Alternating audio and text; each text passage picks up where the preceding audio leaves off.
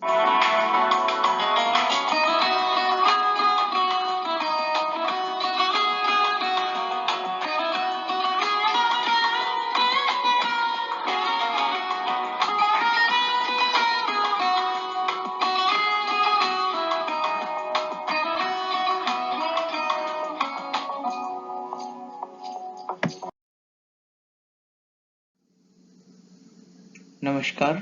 मैं जितेंद्र राठौड़, प्रवक्ता राजनीति विज्ञान, आरोही आदर्श राजकीय वरिष्ठ माध्यमिक विद्यालय रामगढ़ पांडवा कैथल। एजुसेट प्रसारण सेवा में आप सभी का स्वागत करता हूं।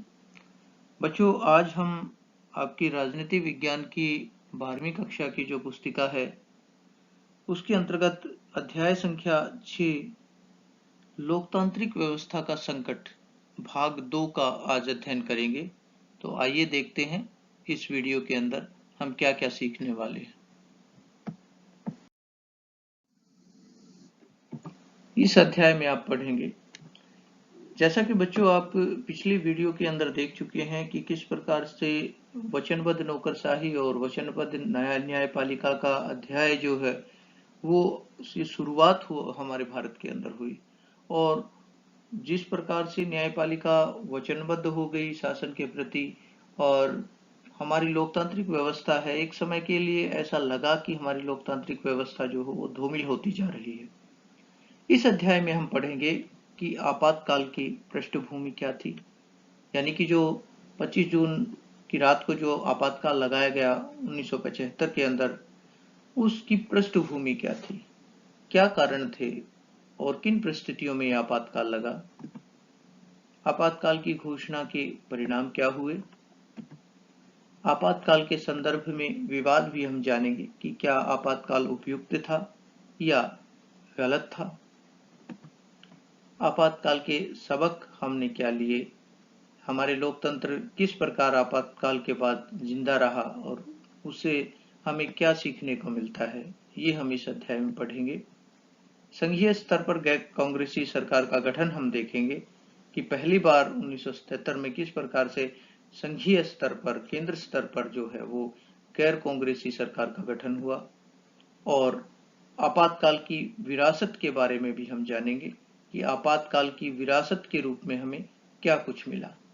तो आइए विस्तार से इस अध्याय को हम जानते हैं।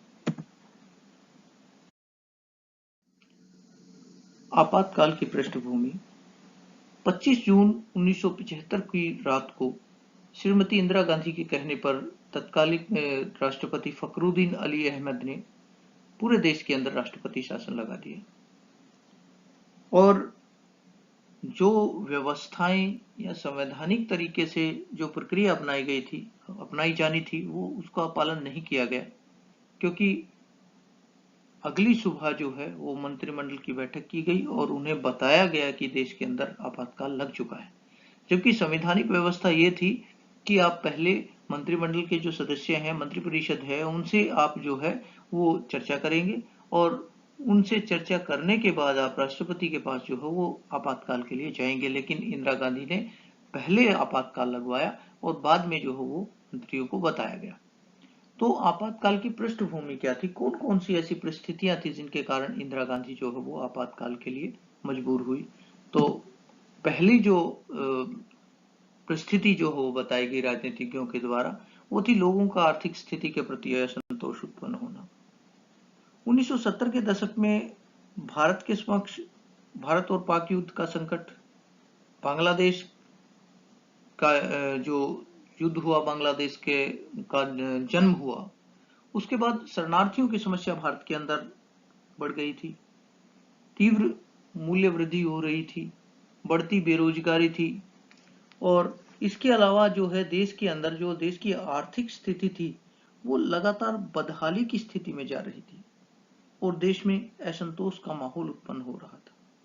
इस असंतोष के माहौल को जो जितनी भी गैर कांग्रेस पार्टियां थी उन्होंने बड़े अच्छे तरीके से भुनाया और जन विरोध एवं असंतोष की अगुवाई करके राजनीतिक संस्थाओं के लिए चुनौती उत्पन्न कर दी। दूसरा कारण था गुजरात व बिहार का आंदोलन। इन आंदोलनों के बारे में हम पिछली वीडियो के अंदर भी जान चुके हैं। गुजरात और बिहार के ये वो आंदोलन थे गुजरात का आंदोलन वो आंदोलन था जिसमें एक छात्रों का जो हॉस्टल था वहां से आंदोलन शुरू होता है और चिमन भाई पटेल को त्याग पत्र देना पड़ता है मुख्यमंत्री को। इतना बड़ा आंदोलन खड़ा हो जाता है। बिहार का आंदोलन जिसकी अगुवाई स्वयं जयप्रकाश कर रहे थे और उन्होंने संपूर्ण क्रांति का आह्वान किया, इतना बड़ा आंदोलन हुआ। तो ये भी एक मुख्य कारण था। रेलवे की हड़ताल 1974 में जॉर्ज फर्नांडिस के नेतृत्व में रेलवे के कर्मचारियों ने वेतन बोनस से जुड़ी हुई जो बातें थी उनको लेकर जो है वो राष्ट्रव्यापी हड़ताल का आह्वान किया। और इस आह्वान के बाद, इस हड़ताल के बाद जो है वो सरकार पूरे तरीके से हिल चुकी थी। स्थिति यहां तक आ गई कि रेलवे ट्रैक की सुरक्षा के लिए सेना को बुलाना पड़ा और अंततः जो है वो 20 दिन के बाद बिना किसी समझौते के हड़ताल को वापस लिया गया। लेकिन इस राष्ट्रव्यापी रेलवे की हड़ताल से रेलवे कर्मचारियों, मजदूरों, व्यापारियों एवं आम लोगों में सरकार के प्रति असंतोष पैदा जो हो वो कर दिया। अब जो तात्कालिक कारण माना जाता है या सबसे महत्वपूर्ण कारण माना जाता है वो है आपातकाल के पृष्ठभूमि के अंतर्गत श्रीमती इंदिरा गांधी के निर्वाचन का अवैध घोषित होना। श्रीमती इंदिरा गांधी द्वारा 1975 में आपातकाल की घोषणा का सबसे महत्वपूर्ण तात्कालिक कारण है इलाहाबाद उच्च न्यायालय द्वारा उनके निर्वाचन को अवैध घोषित करना। क्योंकि इंदिरा गांधी का जो ये चुनाव जो उन्होंने जीता था, इसके खिलाफ जो उनके कैंडिडेट, जो उनके विपक्षी जो कैंडिडेट थे, उन्होंने जो है वो रिट दायर की कि इंदिरा गांधी ने चुनाव के दौरान सरकारी मशीनरी का गलत तरीके से प्रयोग किया है। और जब जांच किया गया तो ये पाया गया। ऐसी स्थिति में इलाहाबाद हाई कोर्ट ने इंदिरा गांधी जी के चुनाव को जो है वो अवैध घोषित कर दिया और इसका अर्थ ये था कि अब इंदिरा गांधी प्रधानमंत्री नहीं रहेंगी। तो इन परिस्थितियों के अंदर जो है वो इंदिरा गांधी को आपातकाल लगाने के लिए एक तरीके से मजबूर होना पड़ा। इसके अलावा था विपक्षी दलों द्वारा त्याग पत्र की मांग। अब जब पूरे देश के अंदर आर्थिक असंतोष फैला हुआ था, आंदोलन हो रहे थे जगह जगह, रेलवे तक जो है वो हड़ताल के ऊपर आमादा हो गई थी, इधर से इंदिरा गांधी का जो निर्वाचन था उसको भी अवैध घोषित कर दिया था। तो जितने भी विपक्षी पार्टियां थी उन्होंने जो है इंदिरा गांधी से नैतिकता के आधार पर त्याग पत्र देने की मांग की और इन सारी परिस्थितियों से आपातकाल की पृष्ठभूमि तैयार हुई। आपातकाल की घोषणा के परिणाम 25 जून 1975 की रात को प्रधानमंत्री इंदिरा गांधी के परामर्श पर राष्ट्रपति फखरुद्दीन अली अहमद द्वारा राष्ट्रीय आपातकाल की घोषणा कर दी गई। 26 जून 1975 को सुबह 6 बजे मंत्रिमंडल की एक विशेष बैठक बुलाई गई और उसके अंदर सभी मंत्रियों को इस बारे में सूचित कर दिया गया। तो आपातकाल की जो ये घोषणा थी, ये जैसे ही आपातकाल की घोषणा हुई, जिस उद्देश्य के लिए इंदिरा गांधी ने आपातकाल को घोषित किया था, उसके निम्नलिखित परिणाम जो है वो हमारे सामने आए।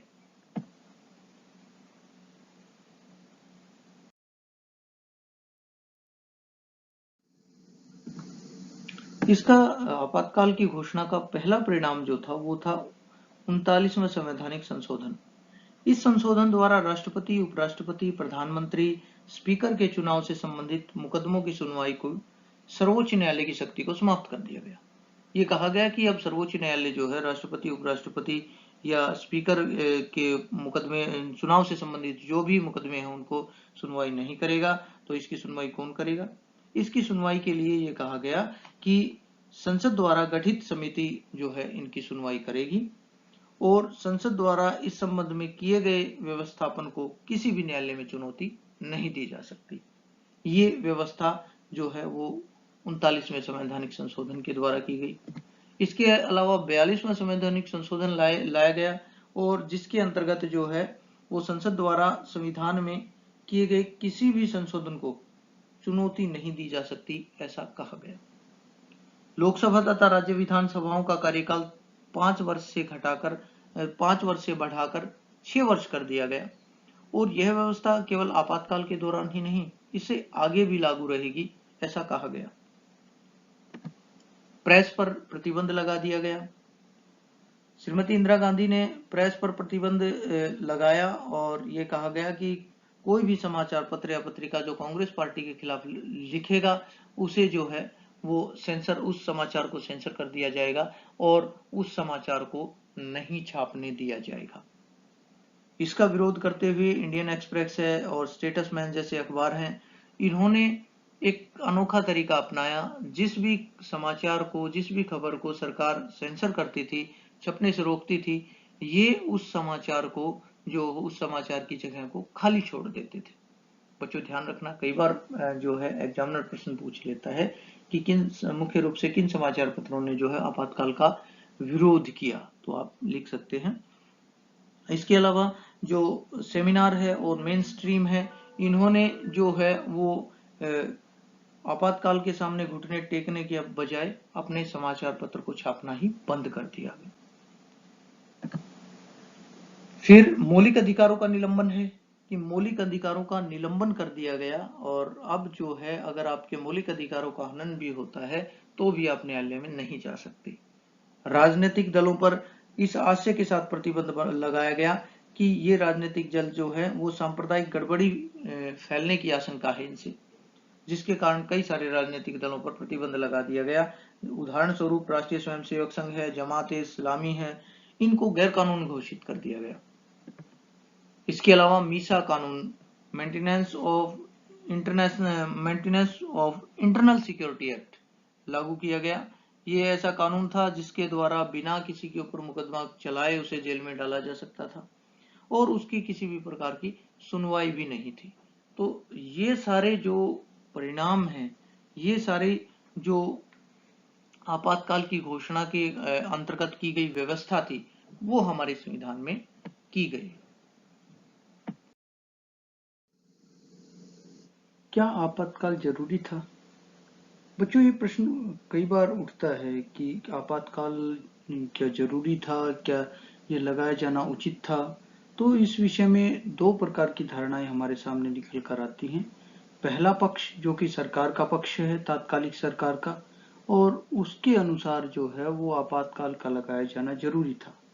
उसके पीछे उन्होंने तर्क दिया कि संविधान के अनुच्छेद 352 में आंतरिक गड़बड़ी शब्द जो है वो प्रयोग किया गया था और देश के अंदर उस समय आंतरिक गड़बड़ी चल रही थी, तो इसके कारण जो है आपातकाल लगाया जाना जरूरी था।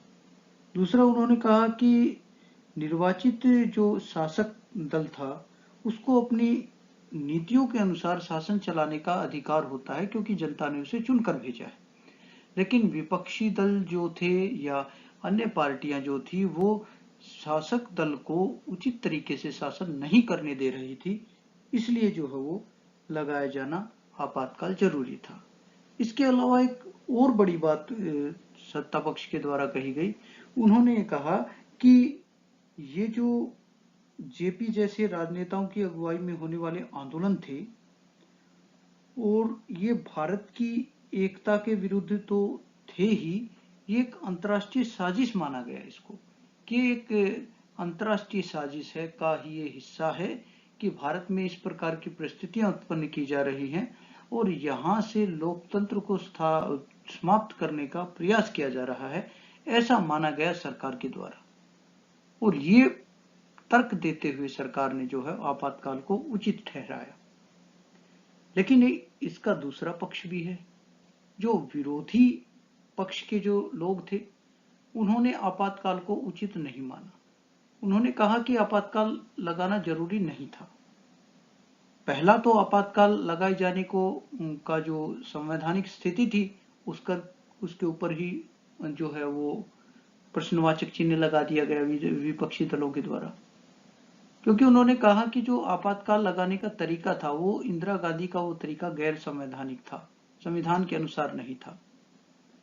दूसरा, उन्होंने कहा कि सभी दल के जो नेता थे और आम लोग जो थे उनका ये मानना था कि लोकतांत्रिक व्यवस्थाओं में जन आंदोलन आमतौर पर होते रहते हैं, जन आंदोलनों के माध्यम से जनता क्या सोचती है या जनता की क्या इच्छाएं हैं ये प्रकट होती हैं। तो इनका चलना एक स्वाभाविक प्रक्रिया है।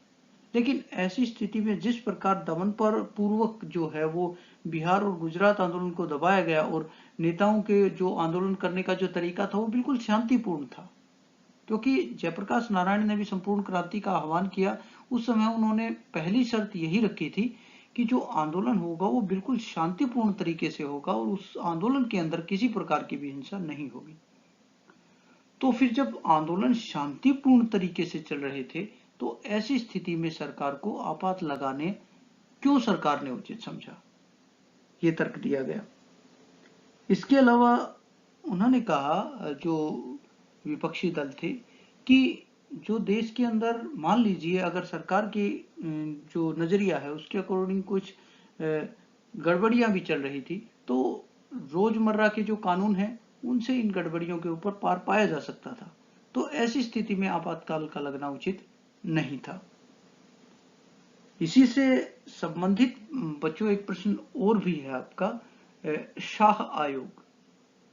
जब ये आपातकाल चला तो जैसे ही 1977 में जनता पार्टी की गवर्नमेंट आई, उस गवर्नमेंट ने एक आयोग का गठन किया गया जिसे शाह आयोग का नाम दिया गया और इस आयोग का ये काम सौंपा गया कि क्या वास्तव में ही इंदिरा गांधी का ने जो आपातकाल लगाया इस दौरान लोगों के साथ ज्यादतियां हुई थी, उनके जो मौलिक अधिकार, जो मूलभूत अधिकार थे उनको छीना गया था। इसकी रिपोर्ट जो वो शाह आयोग को पेश करनी थी। शाह आयोग ने अपनी रिपोर्ट प्रस्तुत की और उस रिपोर्ट में ये स्पष्ट किया गया कि वास्तव में ही जो ये आपातकाल था इसके दौरान जनता के साथ ज्यादतियां हुई। ऐसा नहीं होना चाहिए था, लोकतंत्र में ऐसी व्यवस्था नहीं होनी चाहिए। ये जो है वो रिपोर्ट प्रस्तुत की थी शाह आयोग ने इस पूरे मसले के ऊपर। तो आपातकाल जरूरी था या नहीं, इस पे हमने दोनों ही पक्षों का जो है वो तर्क हमने साझा कर लिए हैं। तो आप अगर प्रश्न आपसे पूछा जाता है एग्जामिनर कि क्या आपातकाल जरूरी था, तो आप दोनों ही पक्ष लिख सकते हैं। सत्ता पक्ष था उसके नजरिए से और विपक्ष था उसके नजरिए से, दोनों ही आपको लिखने होंगे।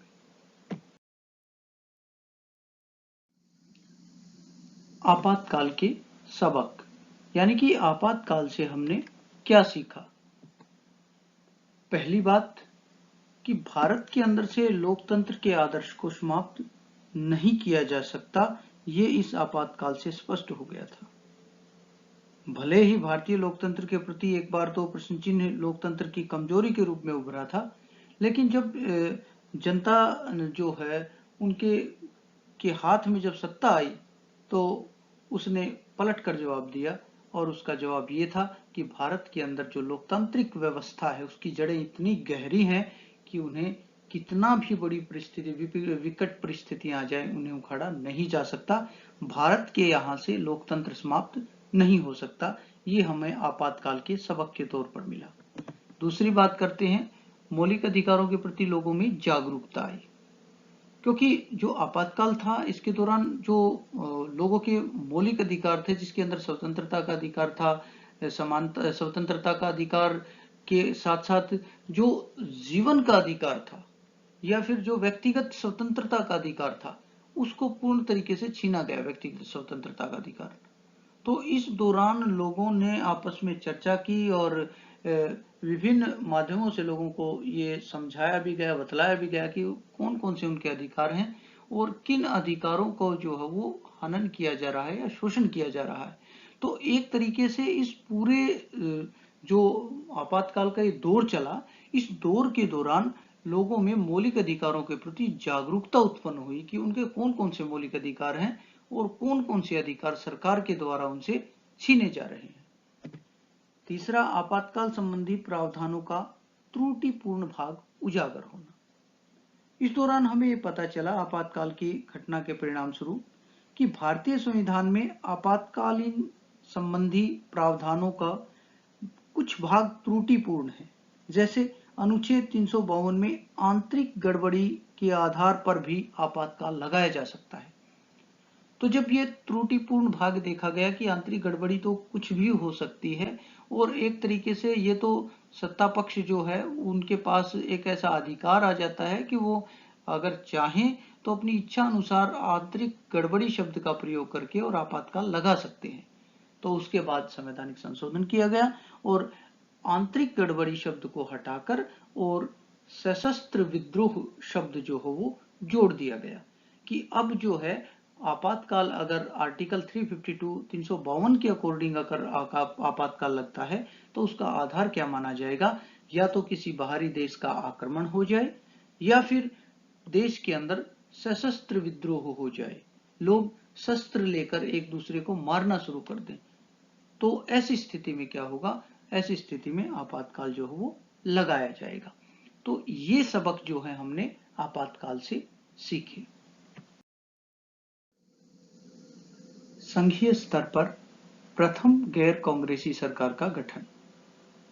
बच्चों, अभी तक हमने पढ़ा है कि जो आपातकाल लगाया गया था 25 जून 1975 को, उसके बाद इंदिरा गांधी ने आपातकाल कुछ कारणों से जो हो उसको वापस लिया, और उस वापस लेने के बाद जब चुनाव कराए गए तो इन चुनाव में जो है वो कांग्रेस पार्टी के बुरे तरीके से हार हुई और सत्ता में पहली बार गैर कांग्रेसी सरकार जनता पार्टी के नेतृत्व में आई। ये जो कार्टून है इसके अंदर आप देख रहे हैं कि लोग कह रहे हैं, रे बाबा इस आम आदमी से बच के रहना, अब वह अपने साथ कोई बदतमीजी बर्दाश्त नहीं कर सकता।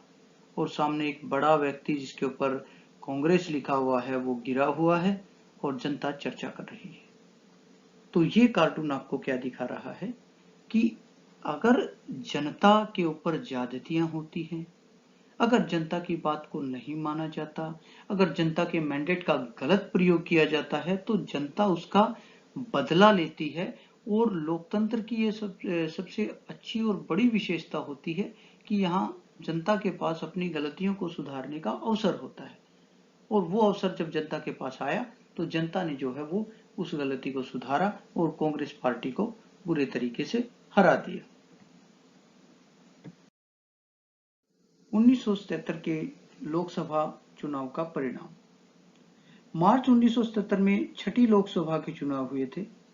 यह चुनाव 18 माह के लंबे आपातकाल के पश्चात हो रहा था और मुख्य मुकाबला कांग्रेस और जनता पार्टी और उसके सहयोगी दलों और वामपंथियों के मध्य था। 1977 के चुनाव के अंदर अगर कुल मतदाताओं की बात करें तो इसमें जो है वो 32.11 करोड़ जो उस समय भारत की जनसंख्या थी, और उन चुनाव में 60.30% मतदाताओं ने भाग लिया था। कुल 542 सीटों के लिए चुनाव हुए थे लोकसभा की, और इन चुनावों का जो परिणाम रहा वो परिणाम जो है वो जनता ने बड़े अच्छे तरीके से सिखा दिया कि किस प्रकार से जनता जो है वो अपने ऊपर हुई जातियों का बदला लेती है। परिणाम ये निकला कि इंदिरा गांधी समेत उनके तमाम जो बड़े नेता थे वो इस चुनाव में हार गए। स्वयं इंदिरा गांधी अपनी परंपरागत सीट रायबरेली से और उनके पुत्र अमेठी से संजय गांधी बुरे तरीके से हारे।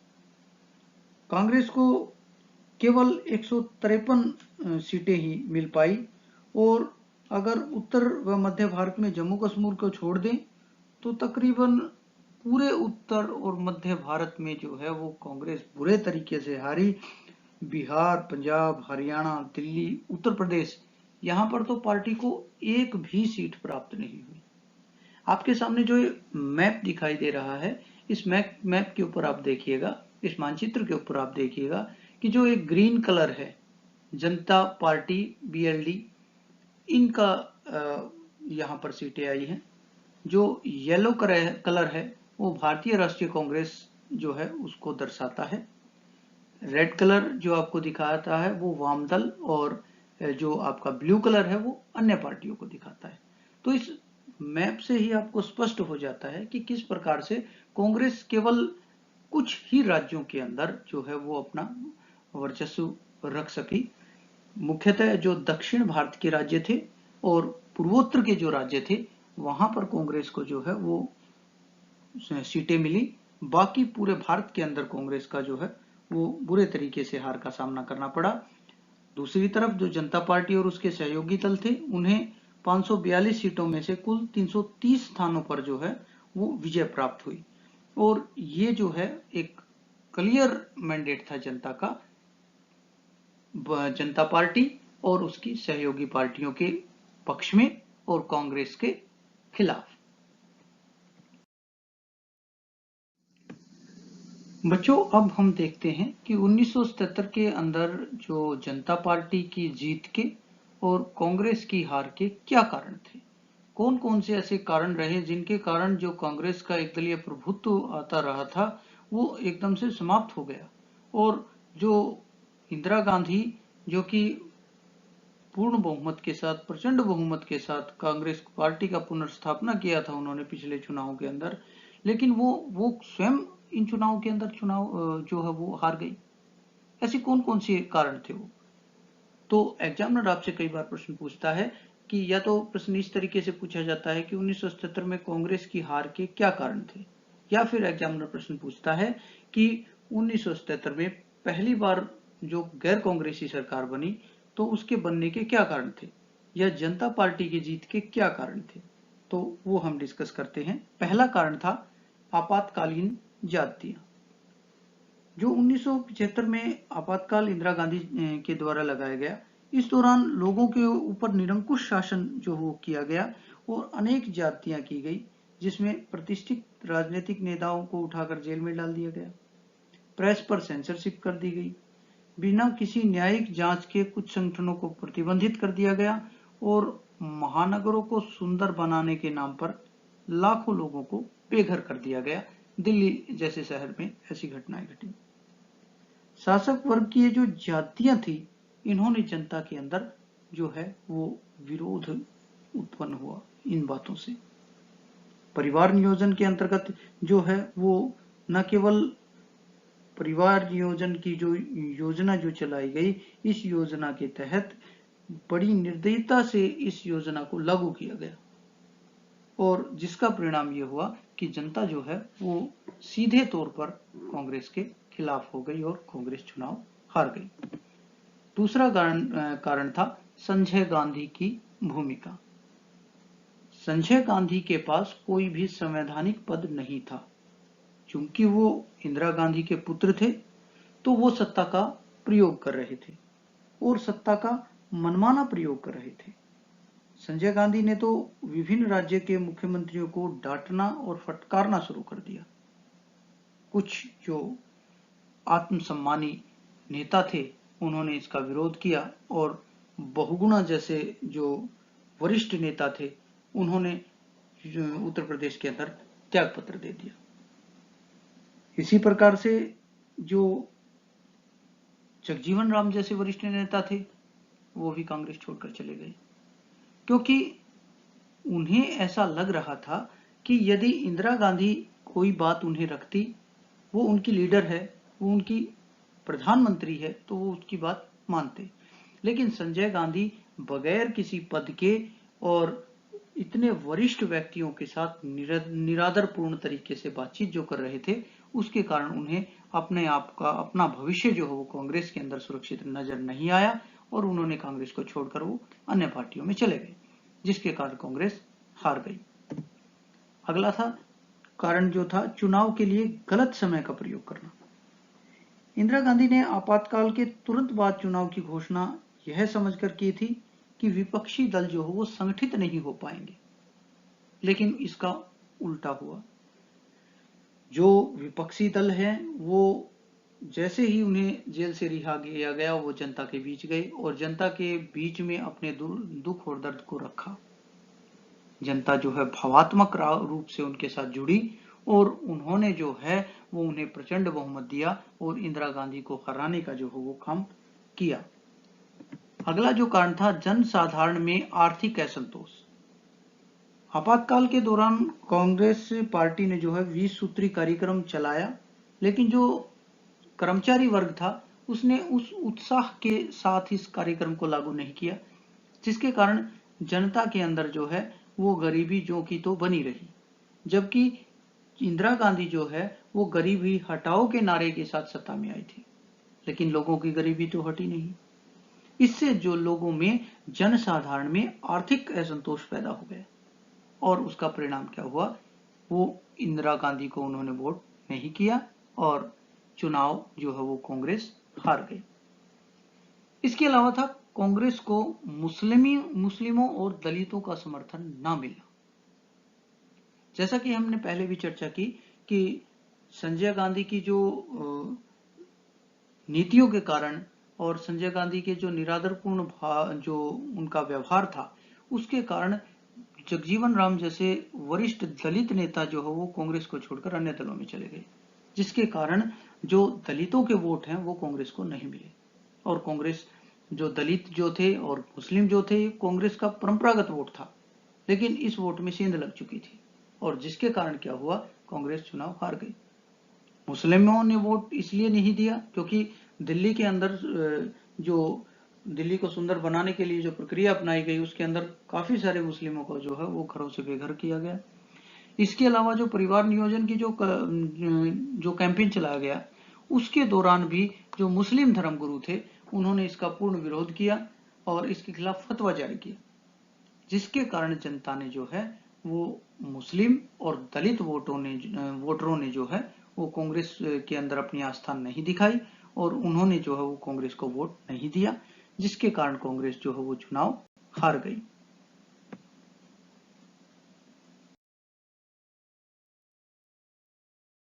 चलिए बच्चों अब आप देखते हैं कि आपने क्या सीखा।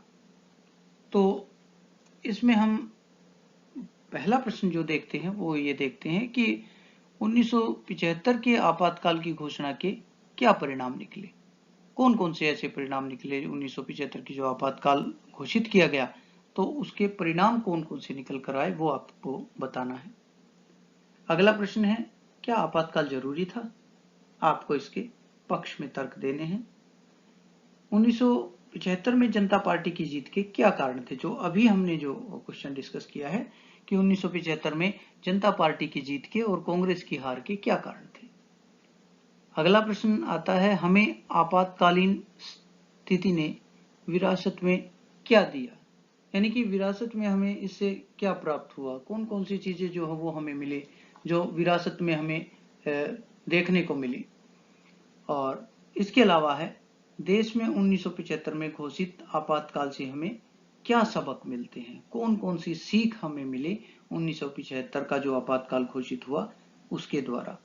तो बच्चों, आपको इन प्रश्नों को जो है वो अपनी जो पाठ्य पुस्तिका है उसकी मदद से इनका हल ढूंढना है और अपनी अभ्यास की जो पुस्तिका है उसके अंदर लिखना है इन प्रश्नों को, इनके उत्तर जो निकालने हैं वो लिखने हैं और उनको याद भी करना है, ताकि आने वाली जो परीक्षाएं हैं उनके लिए ये आपके लिए ये काफी फायदेमंद रहेगा इनका लिखना और याद करना।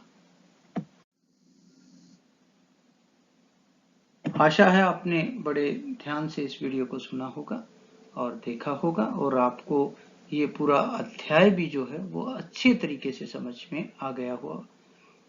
पूरी तन्मयता से सुनने के लिए आपका बहुत बहुत धन्यवाद।